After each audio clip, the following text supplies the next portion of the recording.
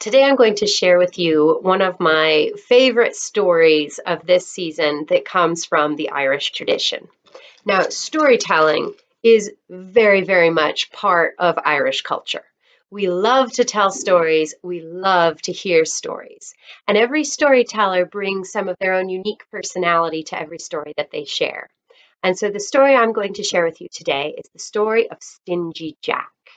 And of course, it will be my version of the story of Stingy Jack. And if you get to hear it from another storyteller, there may be slight changes and slight differences, as every storyteller and every time you tell the story is its own special event, all in and of itself, that has never happened before and will never quite happen the same again.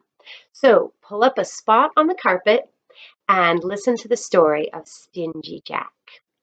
Now, it's important to remember, children, in the old days, in the old country, back in Ireland, the veil between the living world and the magical world of the spirits and of the different creatures was very thin. And people really truly believed that there were little people and leprechauns and fairies, the Dinishi or the Dinama, the little people, the good people. And all of these different spiritual beings existed right alongside of humans. Humans often couldn't see them during the daytime, but especially if you went out at night or during certain times of the year, you might get caught up with all of those other creatures who inhabited Ireland.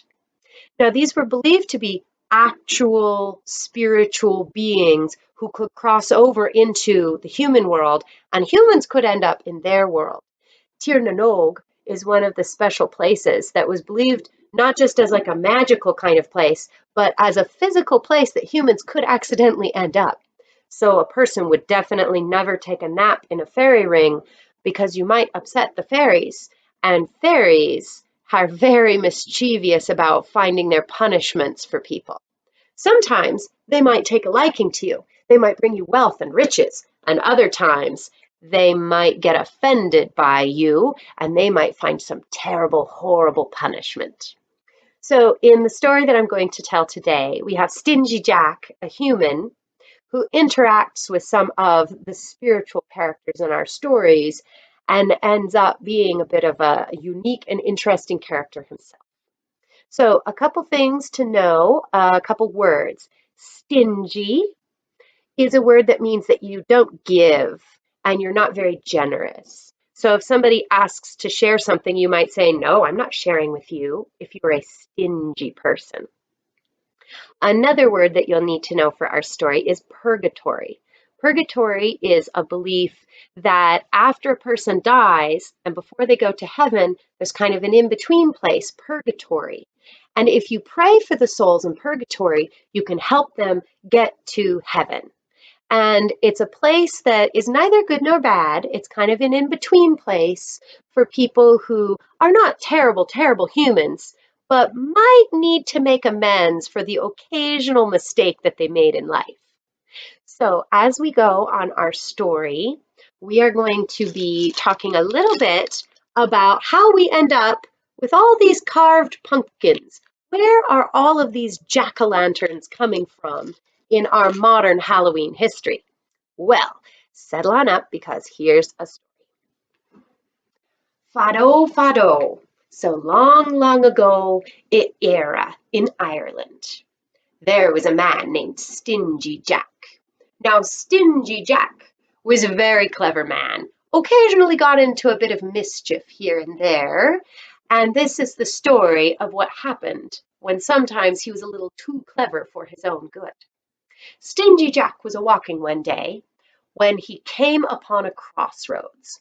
Now, a crossroads can be a dangerous place, and you must always be careful. Everyone knows that you should not sleep at a crossroads, or you may run into some unsavory characters. But Stingy Jack wasn't afraid of anything, and he decided that he was very curious about what he could find in the world. And so he stayed at the crossroads. And as one might expect, the devil himself showed up. And Stingy Jack had a little bit of a wager with the devil. he challenged him to shapeshift. Now, Stingy Jack knew that the devil could not refuse a challenge. He always rose to the challenge. And if you said that he was too cowardly or perhaps he was unable to do something, he would simply have to prove you wrong.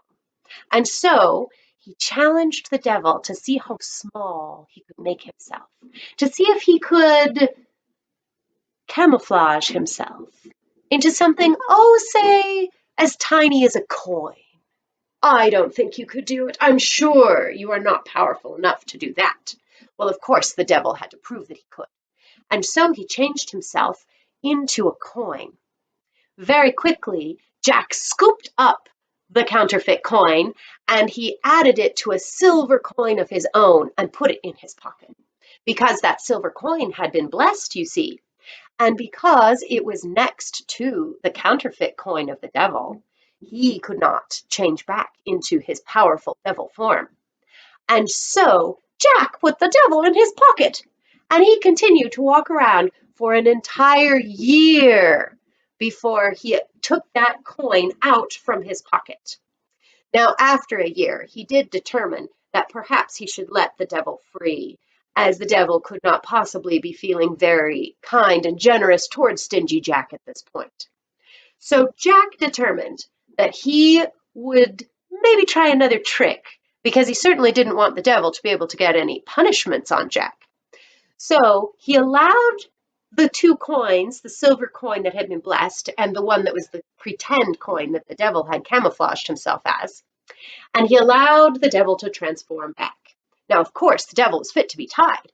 He did not like the idea of a mere mortal tricking him and keeping him captive for an entire year in his pocket. However, Jack was very clever about this as well. You see, he had set the coin in a tree branch. And when the devil was able to transform again, Jack hastily carved a cross into the tree. And of course, the devil could not come down because there was a holy cross on the tree. And so he was stuck in the tree. And Jack used that opportunity to do a little bit more wheeling and dealing and deal making.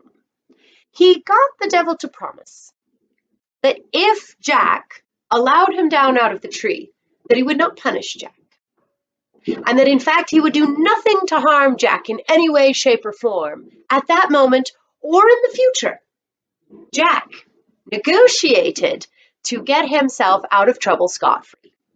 Now, finally, although he was quite cross with Stingy Jack, the devil agreed that he would not come after Jack and he would not try to punish him, even though he had been quite naughty and his shenanigans were unforgivable. So Jack got what he wanted. He eventually chopped down the tree so that the devil might jump out, and he went on his devilish business, leaving Jack alone as he had promised. And so after many, many years, Jack had aged and aged. And you see, the devil had kept his promise that he would not come after Jack, which also meant that Jack had not died. Jack was getting older and older, but unlike the other humans around that eventually death would come for, death wouldn't come for Jack. So Jack determined that he was old, he was tired, and he was ready for his eternal rest. But he simply was not being called to heaven. So he wandered and wandered throughout the earth, walking morning, noon, and night, and eventually he found his way on the path to the pearly gates of heaven. And when he arrived at the heavenly gates, he saw St. Peter's there. He said, "St. Peter, hello, it is I, Stingy Jack." And St. Peter looked at him a bit confused, checked his notes again, and looked and said, "But Jack, you are not on my list. I do not see that you are one of the people who have earned the right to enter heaven." And Jack says, "Well, but surely you would let old Stingy Jack in." And St. Peter said, "Oh, no, you don't get to come to heaven. You made deals with the devil. That's just not something that a good person would do, Jack. So I'm terribly sorry. But we won't take you here. I'm afraid your effort has not worked out.